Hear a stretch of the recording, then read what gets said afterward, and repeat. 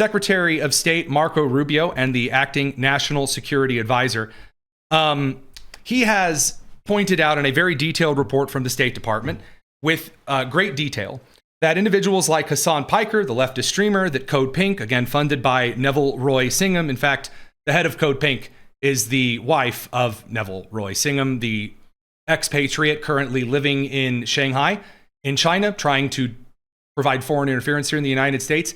The State Department essentially released an entire report outlining that Cuba has been trying to manipulate and destabilize the United States for decades upon decades. Now, again, you and I have known this for ages. And if you're a guy that likes radio, you've really known this for ages. In the good old era of number stations, if you're under the age of 45, number stations in Call of Duty Black Ops 1, when the voice operator's like, the numbers, Mason, what are the numbers? That's what that's a reference to. Radio waves, depending on the type of rave, the wave, not the rave, they can bounce off of the ionosphere into the earth. So you can use a very simple radio signal to bounce something. If you're in, Africa or Europe with a very simple radio transceiver that you run a wire up a tree, you can communicate with people here in the United States. And so it was a way for a long time, and still is in some ways, for countries to communicate with diplomats or spies in other parts of the globe, because you can't really effectively stop radio waves. There's a lot of jamming efforts, funnily enough, from Iran regarding Cyprus and the Lincolnshire poacher, which is another tale for another time.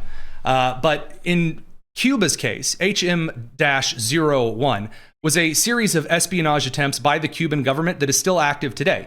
There have been more espionage arrests in the United States for foreign intervention from Cuba trying to communicate by radio with sleeper cells here in the United States than anywhere else. One of the individuals who has been suspected of being part of one of those espionage rings is the guy who set up the whole Cuba Freedom Flotilla with friends and amigos. The totally humanitarian wink flotilla with Hasan Piker.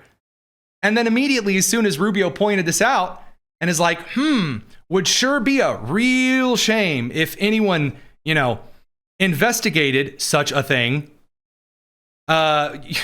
You have Hasan Piker run out in front of the entire country and say, oh, no, I have First Amendment rights. Guys, you don't have a First Amendment right to vehemently support, like actively support, enemy regimes of the United States. That's not a thing. You don't actually have any right here in the United States to aid and abet foreign enemies, especially enemies designated by the Congress of the United States. That's not a thing. Just like someone can't stand next to you and go, I'm going to kill you in the name of God, and then say, I have freedom of religion. No, there are some common sense exceptions to those things.